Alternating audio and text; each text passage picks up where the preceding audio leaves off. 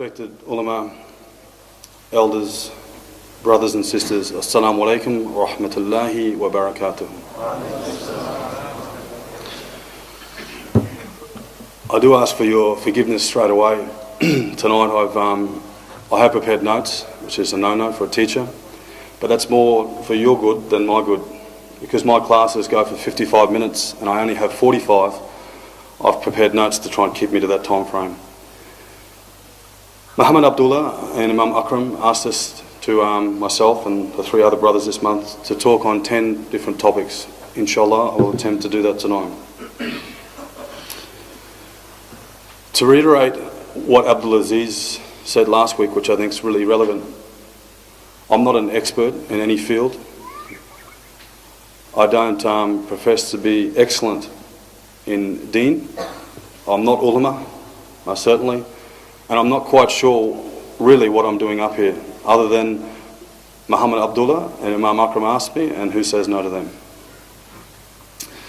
So that takes me to where I am. I also don't profess to speak on behalf of all Aussie converts, just because I am in fact an Aussie convert. I'm also known as Dylan Chown. Friends gave me the name of Uthman upon conversion, which happened 6 years ago. The final note, and again I'm stealing from Abdul Aziz, but that's how good his talk was last week, was that the best examples are really, truly the first Sahaba. And what I'm going to give you tonight, inshallah, is a rolling narrative of my story, but by no means do I see it as nearly inspirational as those early Sahaba. May Allah be pleased with them.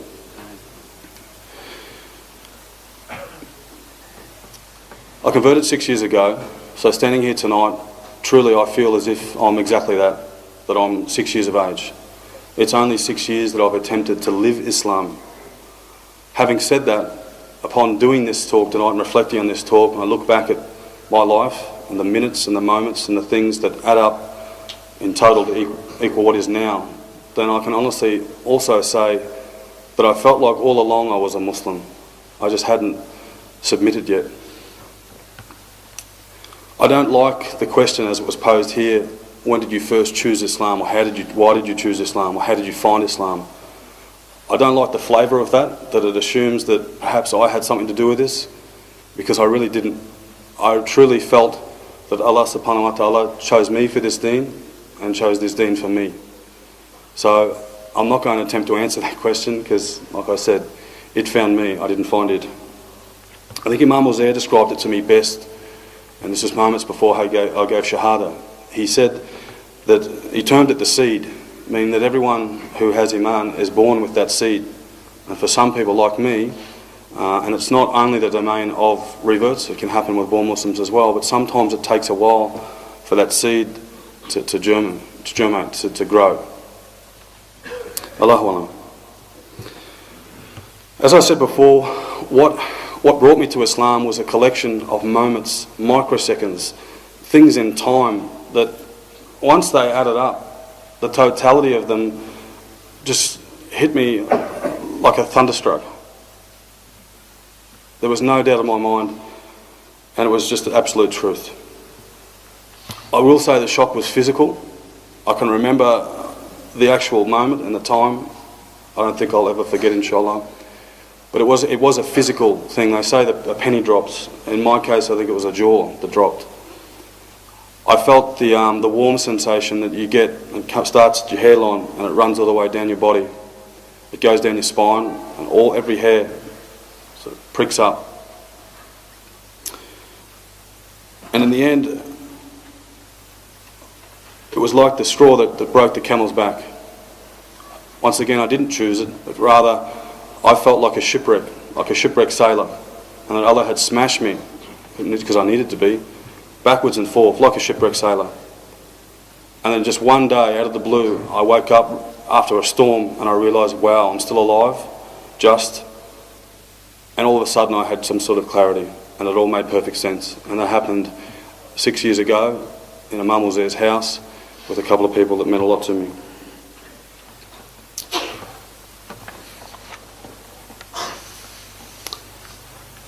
To take you through my early beliefs, which was one of the topics for tonight, I can't help but look back at my childhood, and I realised upon reflection that my childhood had a lot to do with the path that I would eventually take, this path. My mother was really, really strong. She was a single mother. She raised me, and for those that know single mothers, there's something special. You don't mess with a single mother. My mother considered herself Christian, specifically Church of England or Anglican, and these were the labels that I remember sort of hearing and growing up. And I assume these through birth, a little bit like the royal family, they're born and they're royal. I remember at times questioning my mother, and her reasoning was, well, we're English and we have a little heritage and we have a little bit of Scottish and a little bit of Welsh, maybe a touch of French, and under that premise that makes us Anglo-Saxon stock, which therefore we're Christian. And I think it was a collection of things. This is why my story is a long story. It was a collection of things that made me realise as I got older and older, Allah gave me something that asked me to question. He put people around me that questioned, which made me question. He shook me and he bashed me, if you like, and he made me look. I also had an appreciation of history. I was lucky to have a brilliant history teacher and a friend who's addicted to the pursuit of history. And those things, I think, also played a part. I can remember going to Sunday school. I can remember the early days of Mum wanting to be a good mother, so sending us off to Sunday school. I don't really remember anything of note in terms of belief coming out of that experience. I knew that I believed that if I went to Sunday school that Mum would buy an ice cream afterwards, and that was as far as I got. I do remember feeling a little bit strange. Occasionally, there was a hall that we'd do Sunday school, and occasionally they'd take us across to the church. And I felt really, really uncomfortable in the church. And it started that feeling as a 10-year-old, but it happened times after when I went back to churches. And that was a palatable feeling that within a church there was a class system there, and it was obvious to me. And the wealthy and the to-do people were up the front, and the scoundrels and the scumbags like myself were up the back, and I didn't really enjoy that experience. I also felt like it was very pompous. There was a lot of routine, a lot of things that I felt were happening that didn't really have any meaning. They were symbolic, and they were about self-gratification of the leaders there, and for that reason I didn't enjoy going to church. At that time, 90% of the adults that I knew considered themselves Christian by birth, not so much belief. The other 10% in those early days were atheists, which I was shocked. I couldn't fathom that someone could be born, that we could be here living, and a person couldn't believe in a creator. I understood there were other religions, vaguely. I didn't know maybe their name, but I knew other people on the TV had different beliefs. But to think that someone had no beliefs, that shocked me. It also, that 10% also grew dramatically from childhood through to adolescence in this country. More and more people identified themselves as atheists or non-believers.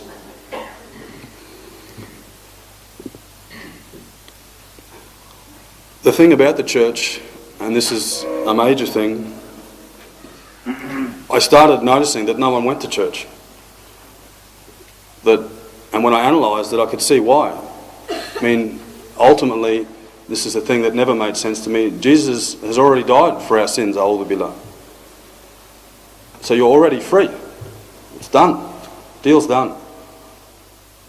So for that reason, many people didn't need to go to church. And you often hear Christian people, and I was one of them, saying, well, we don't need to go to church. We can sort of worship wherever we are. I just didn't understand that circumstance.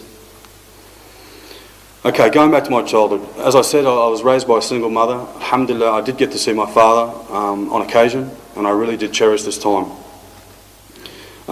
Single mothers are quite unique. I've said that before, but my mother was a little bit paranoid. There wasn't a father in the house, there was her. Her father was a farmer, so she came from strong stock, and she was indeed a really strong woman. I didn't really have a prototype of what a man was at home, but I just had a sense that I was trying to build one with the best of what I encountered, the best of who I came across.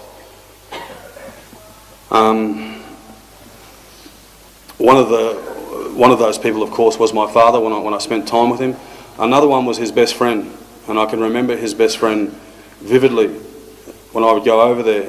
His name was JD, and he'd worked on the oil rigs out west. On one occasion, he worked on an oil rig, and being out of the city, the people working on the oil rig had got drunk.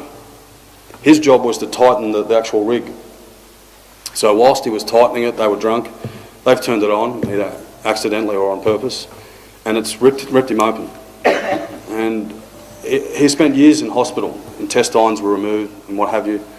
And this is before me, of course, but he was addicted after that time to morphine because of the pain that he experienced for that trip. When he was out and when I'd met him, by this time he was a heroin addict. And I remember him because he was one of my first heroes. He was a strange guy that had been raised in juvenile detention centres. He was covered in tattoos. He was a heroin addict. Yet he'd read more books than any academic that I had known or any intelligent person that I'd met. He loved Cat Stevens, and he could out-debate anyone. And he had a real impact on my life. I can remember as a child eating cornflakes, and he'd be passing the shisha bottle around. Heroin wasn't his only drug.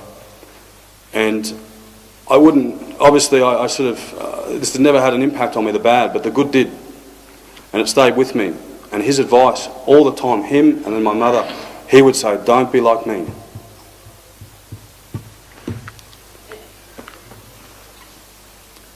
Don't waste your time.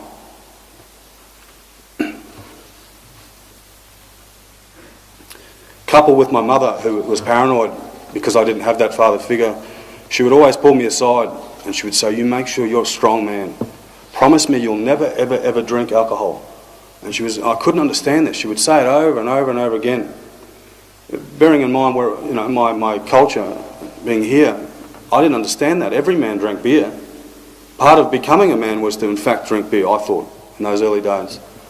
But her brother had been an alcoholic and that had made a big impact upon her, and she was insistent that I was not to drink alcohol, that I had to be a strong man, that I couldn't be like the men that she'd experienced. I don't know if maybe the young people might remember the movie Terminator, but my mother reminded me, not of the Terminator, my mother reminded me of Sarah Connor. Sarah Connor was the mother in the story, and she was preparing John Connor for a day in time, a nebulous time, and he had to be ready, and there was danger everywhere, and she had to be hard on him so he'd be strong. And when I look back, that was what I remember of my mother. There wasn't much difference back then. I don't think diversity as a term had been invented yet in Australia here. There was us and there was Aboriginal people, but this was the 80s and we didn't talk about them at all.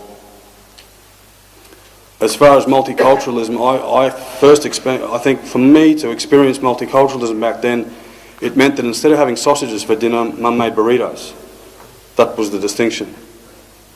There was no other.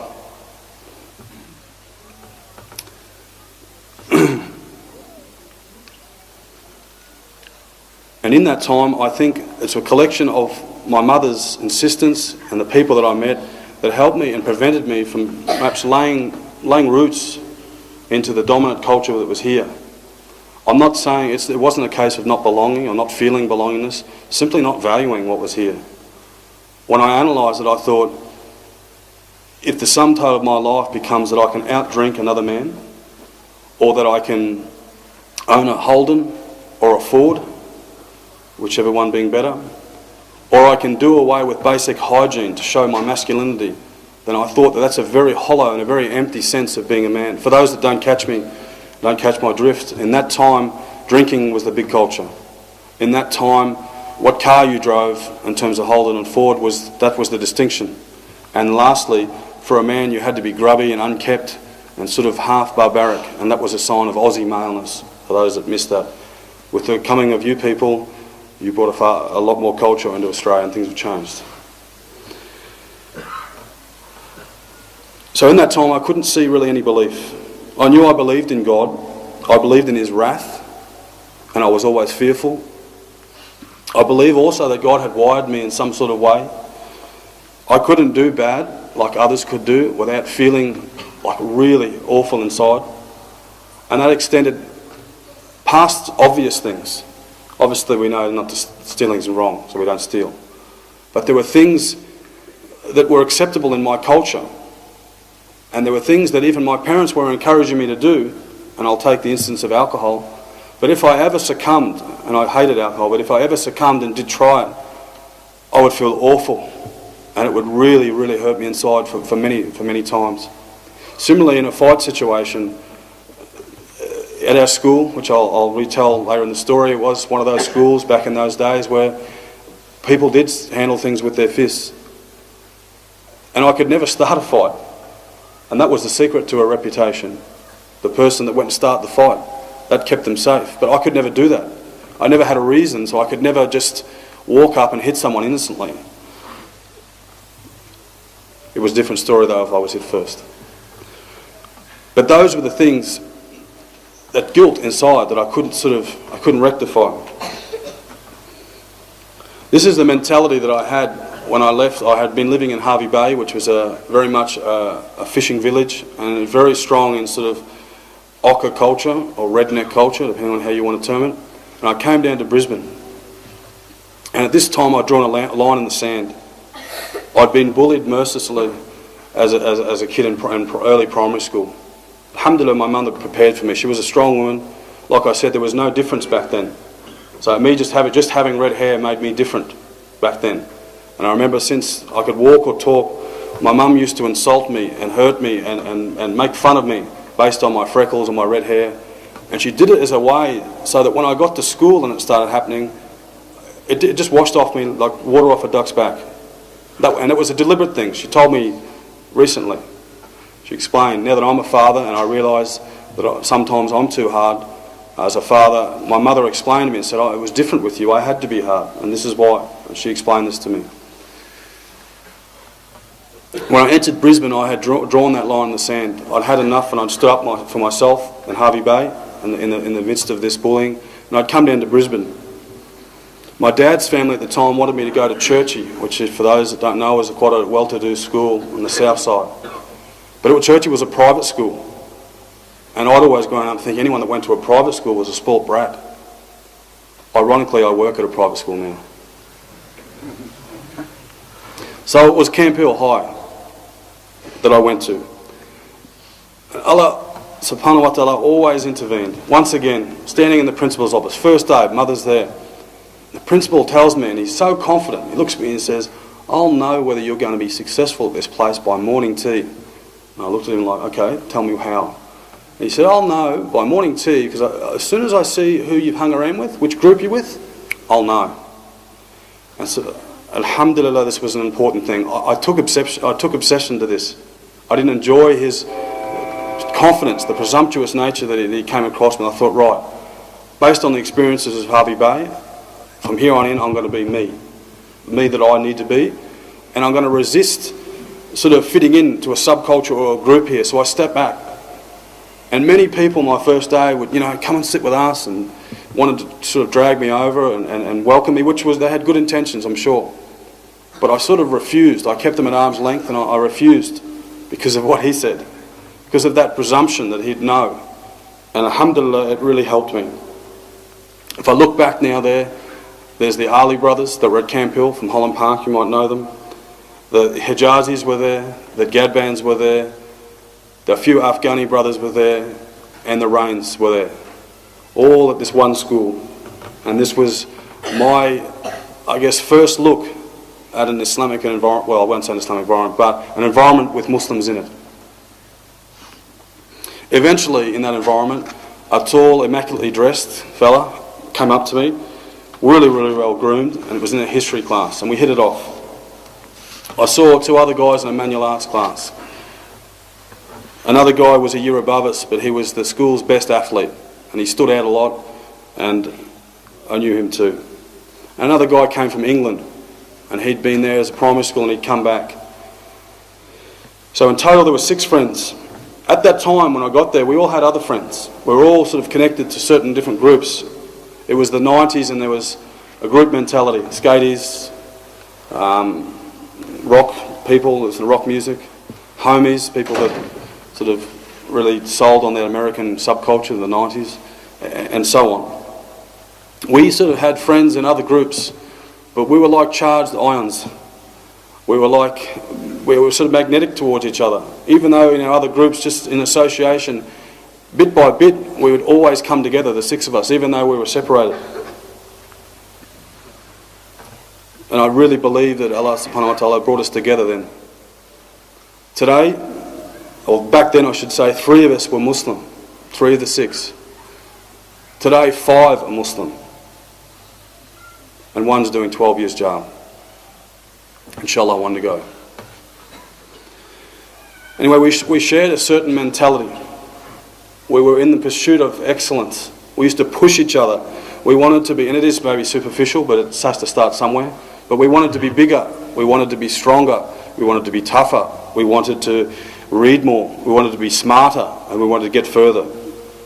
It didn't matter whether it was school or athletics or gym or fighting. It didn't matter what it was. We'd push each other. We were all sort of, I think, looking really hard at trying to become a man in a world where we perceived the concept of a man had been so watered down. Like I said, it was superficial. We had to start somewhere.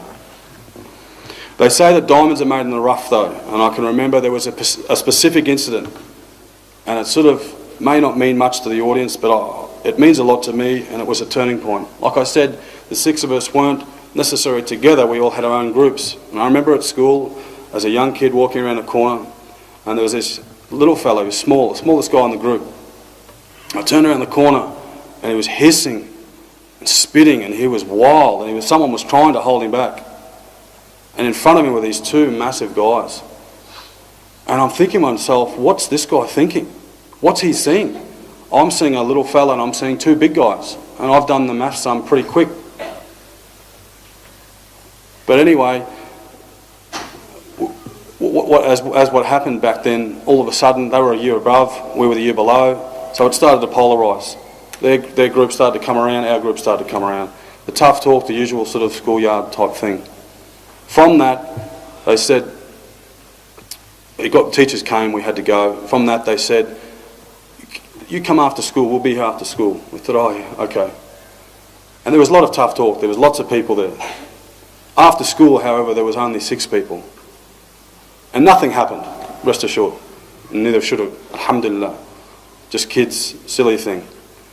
But it was that event that cemented the friendship. I can remember because a little fella sitting there by himself, and he's with one other guy, and he's not looking too confident at this time. And then I turned up, and he sort of started to chirp up. Out of the darkness, another guy turned up. He started to chirp up, and then 2 more came in the car.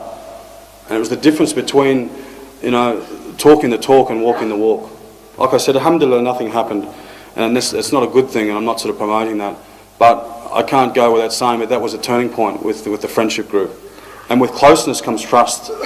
And the most of this story, which is about how Muslims assisted me and how modelling and proximity, which are words I'm going to touch upon later in the story, really assisted me on the path where Allah chose me.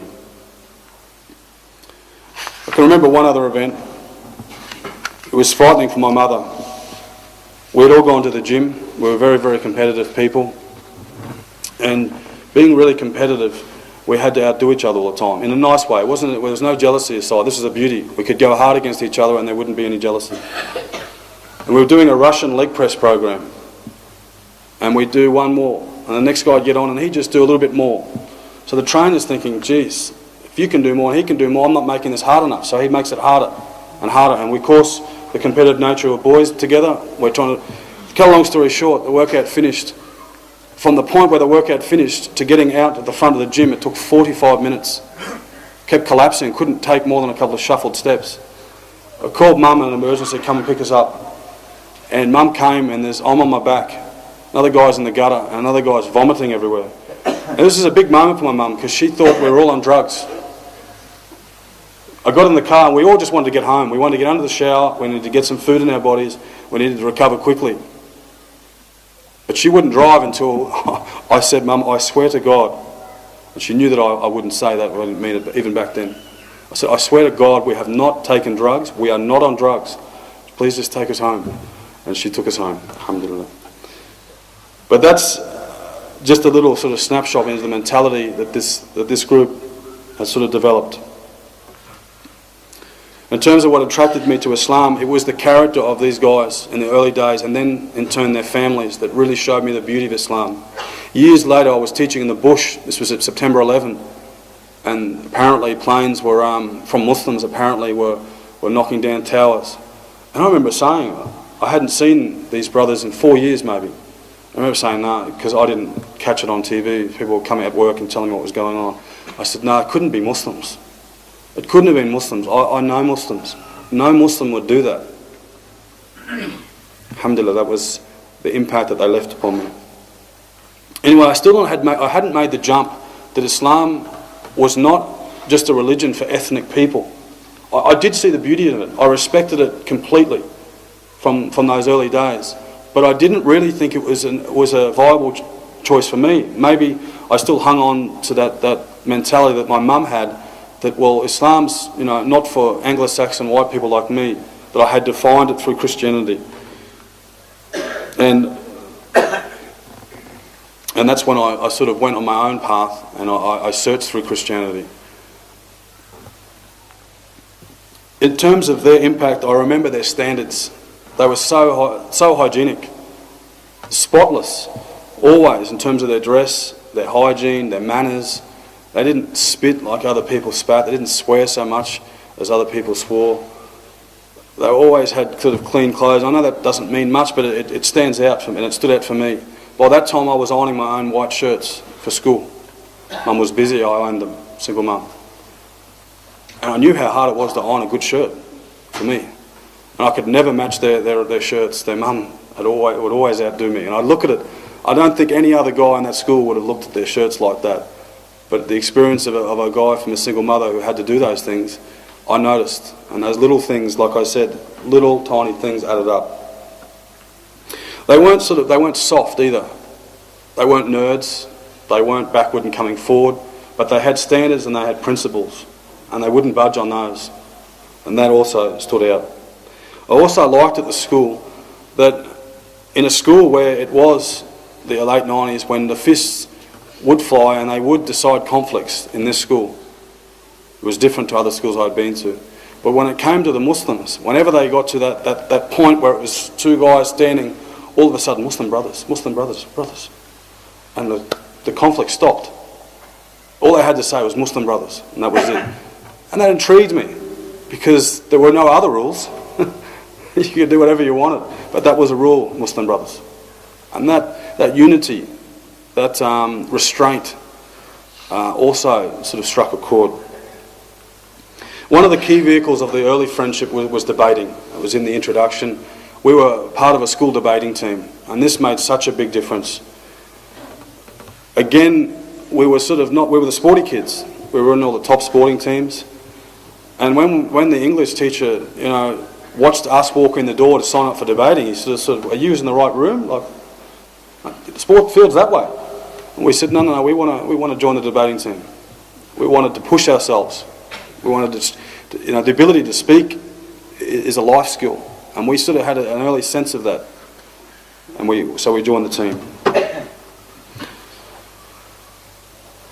One time doing debating, he invited me to his house. And I'll never forget this time, because it was maybe a Thursday night, I came out of school. And he brought me over to his car. And that was the first time that I met his mother. And I can never forget it. She looked a lot like him. She had something over her head, but I wasn't quite sure what it was. All I remember is her smile and how much her face lit up. She was genuinely happy to see me. We drove all the way to Capalaba. That was a 30-minute drive back then. And I laughed all the way. Such was the banter of this family. This became a regular occurrence after this. There were many debates, and there were many other excuses and reasons to go over to their house. They're some of the happiest memories I have in my life, and certainly as a teenager, were those times. Back then, my mum had to go away in a sense, and I was sort of fending for myself. I was often pretty hungry.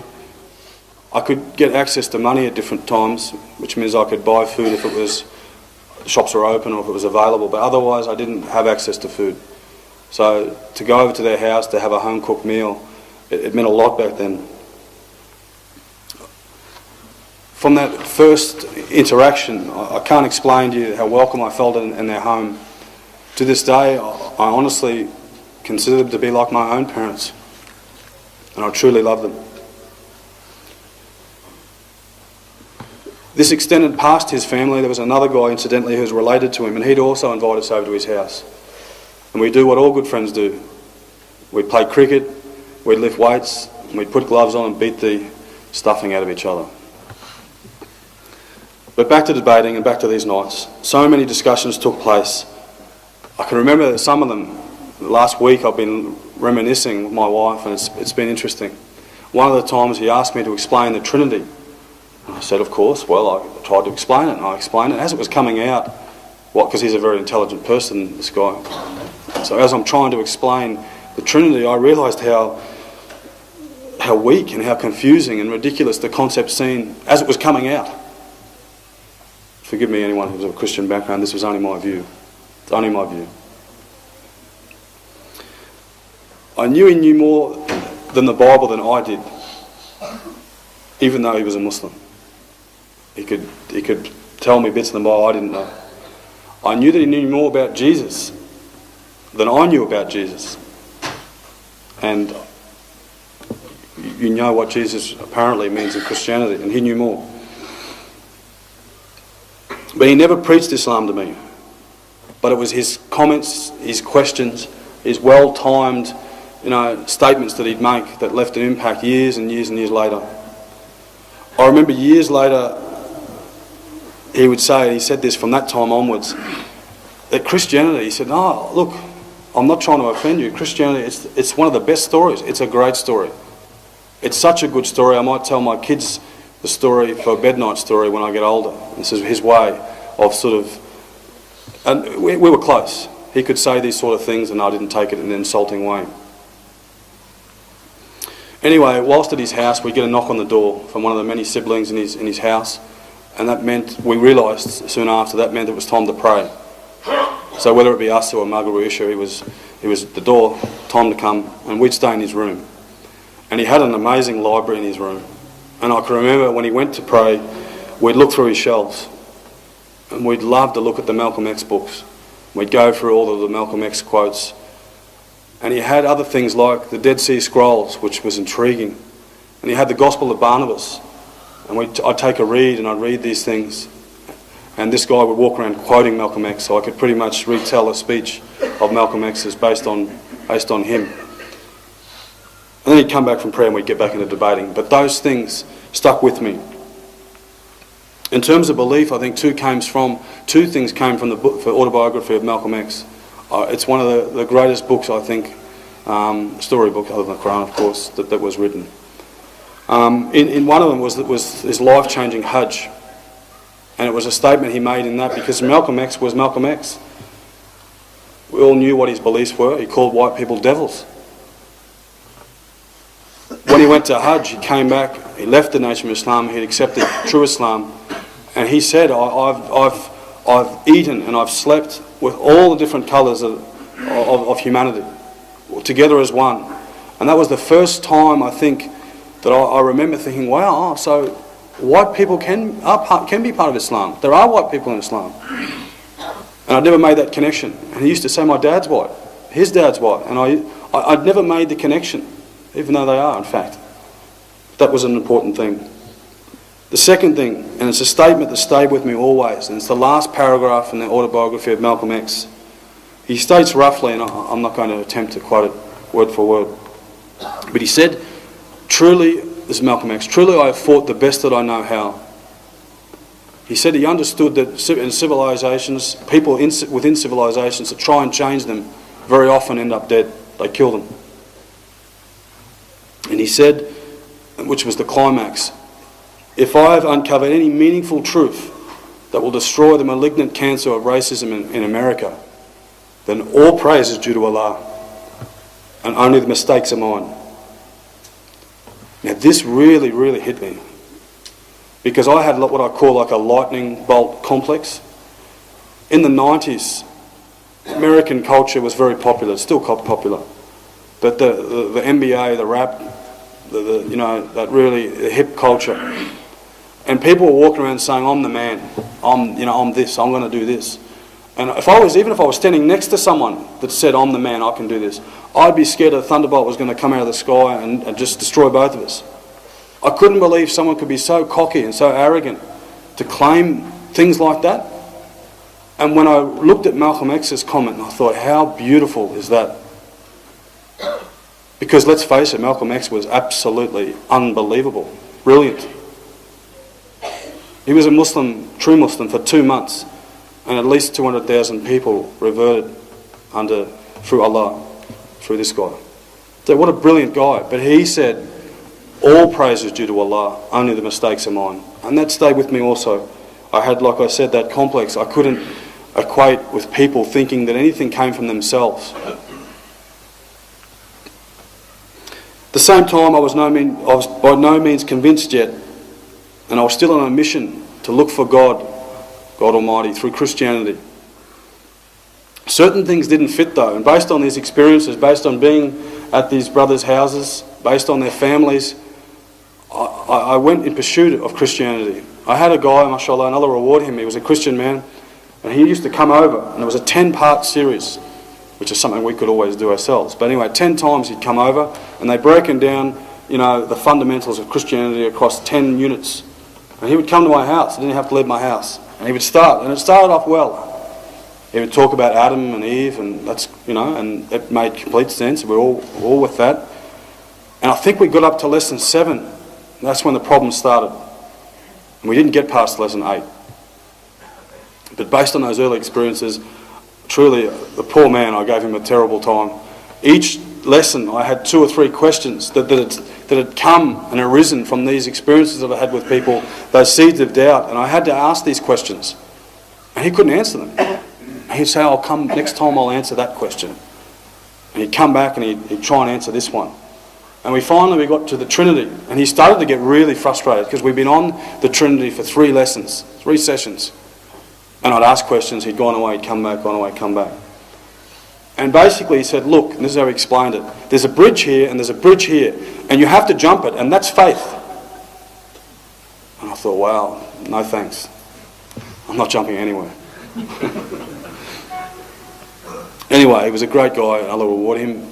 His intentions were good, but that ended my pursuit for Christianity.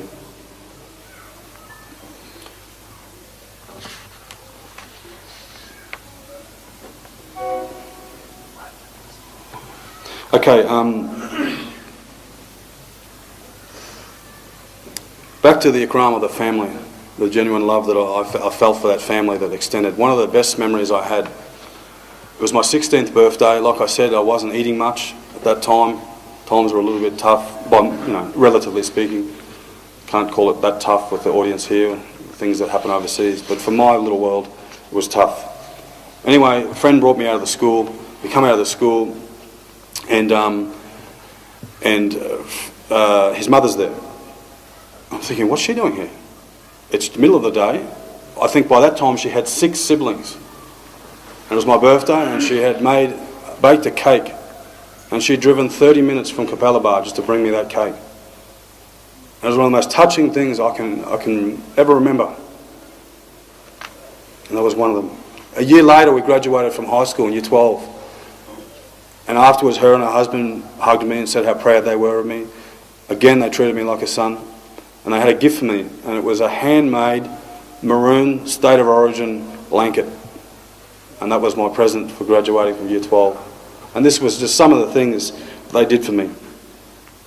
So I still hadn't accepted Islam. I went to a country town after this. I'd become a teacher, I'd gone to a country town. I was working at the door as a bouncer at the local pub.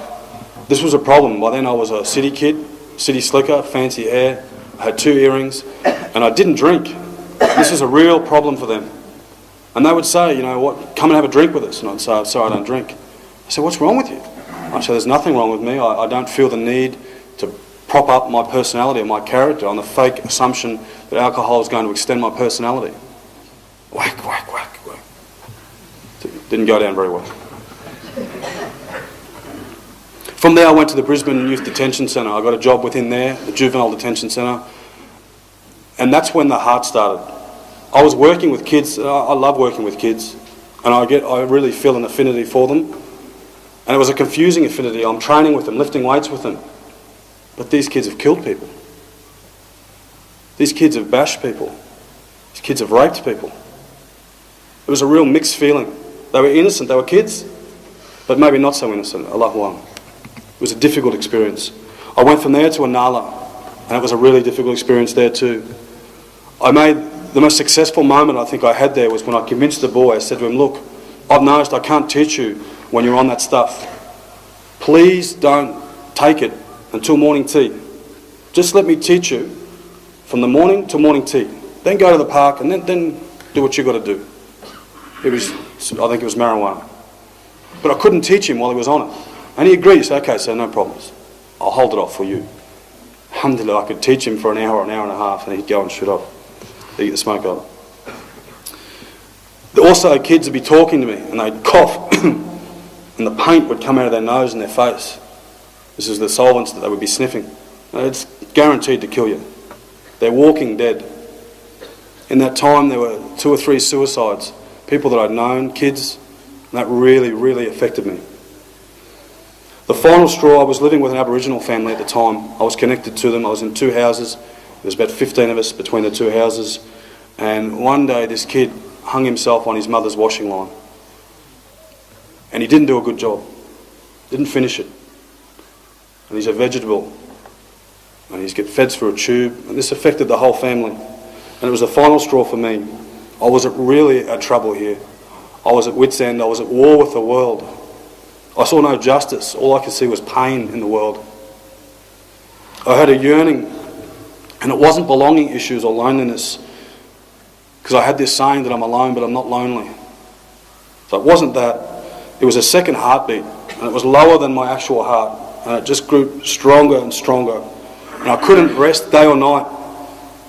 The voices be going in my head and the heartbeat. And I'd go into a room and I'd listen to loud rap music, angry music. I would do all sorts of conceivable things to try and drown it out. But still, it had beat in my chest. At this time, I'd drive to Holland Park, from Holland Park to Anala, which was my job. And every day I was driving, crying. And I'd listen to this one rap song. It's a stupid song, but it connected with me. And the song said, I can't sleep because all the dirt makes my heart hurt. Misled from childhood, where did I went astray? To this day, I still pray for a better day. Can't help but feel hopeless and heartbroken. And that was what I was feeling. And I'd drive to work every day like this, working in Anala. And I had a frustration, and I was trying to teach these mostly Aboriginal kids. And I was trying to teach them an ethnocentric curriculum that wasn't matching. I know I have to wrap this up. So I made a phone call. I thought, I knew about Aboriginal games. I knew that there were Aboriginal games well before colonisation, well before my people came. So I made a phone call to a university, and there was a traditional Indigenous games consultant there. The person didn't answer, left a message. I left a message. He rang me back. Wallahi, Allah is great. Allahu Akbar. The person that rang me back was the Aboriginal friend I had in high school, one of the 6. SubhanAllah. He'd converted now, and he was doing this job. I hadn't spoken to him in 4 years, and it was him on the other end of the phone line. He said, yeah, I'll come out, no problems. I'll come and work with you. From that, we made a non-for-profit Aboriginal organisation.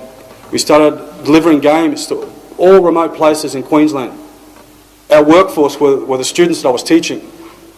Misfits, drug addicts, juveniles. I can remember walking one day into QUT. We were going to teach the new teachers these games. And I remember the Aboriginal brother, my friend, big beard, big guy, myself, and all behind me were the crew. AFs, all sorts of things. About 15 of us. We walked in, and I'll never forget the look on these guys' faces. Oh my goodness. And that was our crew. That was what we did. After a life mistake I made, it had been 4 years since I'd seen them. At the time I was living at this place, and I had two people in my ears, two Aboriginal elders. One whose father's a Muslim, and he's not yet, inshallah. He told me, get out of here. I don't want to watch you die.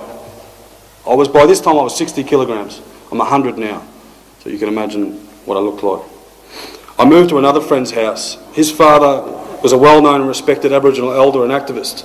Incidentally, at the time, his daughter was staying with him, and she helped me, took care of me during this time. She too sits downstairs tonight as a Muslim.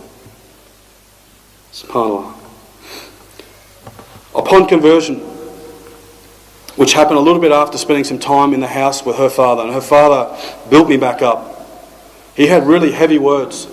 He'd just say a few words, just a small statement, and it had so much weight.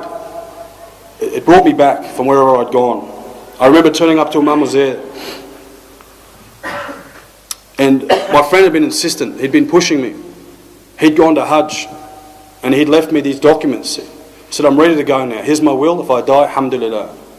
But you need to take care of it. Here's the will no one else has got. Tell my family to do this, do this, do this, do this. I'm far out. This guy's ready to go. I didn't understand that mentality yet. I wanted to go, but it was for different reasons. So when he came back, he was insistent. He was saying, you know, he wanted to shake me. He knew me well enough. He knew what I'd been through. And he was kind of trying to force me. I thought, I don't want to be forced, but I do want to see this Imam was there. I'd heard friends talk about him for years. And the way that the reverence that they spoke about him, I thought, I can talk to this guy. I want to talk to him. Anyway, when I got there, he was asking me questions like, you know, what do I believe? Do you believe in the angels? Do you believe in this? Do you believe in heaven? He's mashallah. You know, I didn't quite know what he was saying in terms of the mashallah, but I understood his questions, and I said I did. And I explained to him this heartbeat, the thing in my chest that wouldn't go away. He said, I know what that is. That's the seed. You're born with the seed. You have it. He said, you want to convert, don't you? And I said, and that was the moment. That was the moment, but all the seconds and all the minutes and all the events and all the phases and all the doubts and all the trials in their totality made perfect sense. And that's when I said the Shahada. And I felt like I was up above on the roof watching myself say the Shahada. It was such an out-of-body experience. The minute, alhamdulillah, the minute I said that, that heartbeat went. It's never come back. And I wish I could explain to you how much pain that heartbeat caused. How much that hurt. How much I tried to drown it out, stop that thing beating. I would drive to Anala and I would look at the posts and I'd think, you know, how quickly would I have to drive just to finish this? But the answer was there, and what I was missing was, I was missing Allah. And when I gave the Shahada, alhamdulillah, that went. To finish up, after that point, the brother debating, now married, brings me in for 12 months. He lets me do an apprenticeship. He teaches me how to use the toilet. He teaches me the annoying parts. Sat there every day after work teaching me Surah Fatiha. I think I had 3 or 4 weeks before Ramadan. And he's 3 weeks or something like this. And he said, you know, you've got to be able to self-sufficient. He taught me Surah Fatiha, taught me, mashallah, he taught me 3 other surahs so that I'd be sufficient. And Ramadan was important for me. It was a detox. It was a definite, it shocked me. The world I'd come from and what condition I was in. By the end of that month, alhamdulillah, I felt like I'd had a bath. I think of his wife. His wife was pregnant when they took me in. And he'd have to coordinate his day, you know, when he was going to be home, when I couldn't be home. She was pregnant, so she had to wear hijab 24/7. It was a big sacrifice. I can remember the first night they fed me. She fed me, she cooked, it was a beautiful meal. I hadn't eaten a meal like that. I hadn't eaten a meal in over 1.5 years. Just snack food.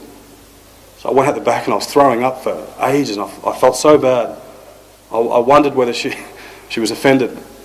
But I just hadn't had food in that long time.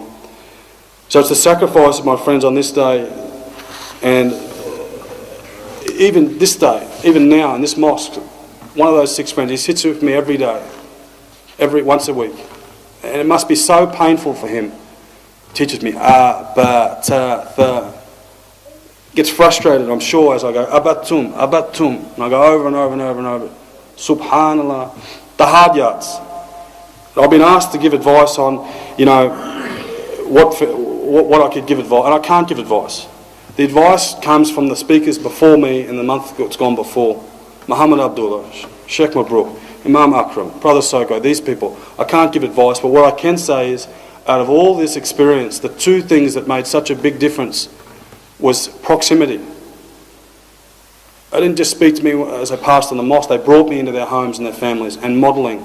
They never ever preached to me. I can't remember them ever preaching what Islam was.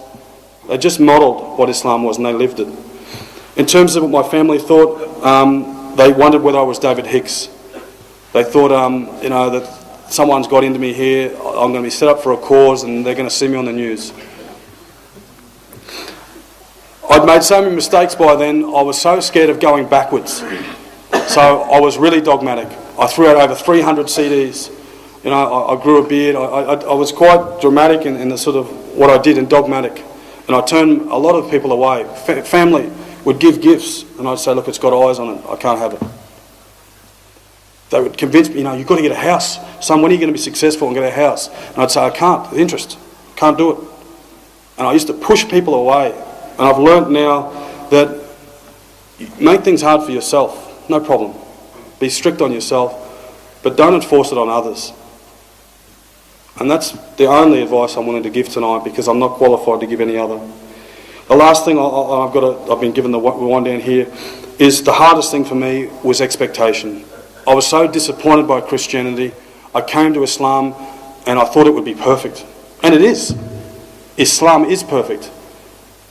But when I thought of Samaya, the first Shahada, the first Shaheed, when I thought of Khadija and the condition she would have been in those end days on that hill, the sacrifice she made, Muhammad ﷺ being stoned by the kids, all of those sacrifices, and then coming to this religion, and I'm sitting here in prayer and a mobile phone rings, I want to cry.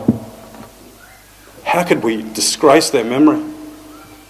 How could we bring this religion down to a point where we forget to turn the mobile off when we walk into a mosque? And I used to look at a sister with that hijab and I used to think, why are you doing this? And I was wrong. I was wrong. I had to learn that I'm no better than any of these people. And like me, 10 years ago, I was a scumbag that no one here would have given the time of day except that family.